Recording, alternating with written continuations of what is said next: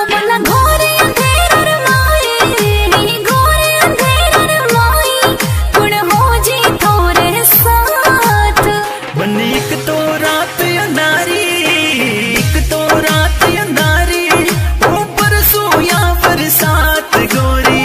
हो मैं तो जाऊं मारे पीवरिए, जाऊं मारे पीवरिए, बन छोड़े आपरो साथ।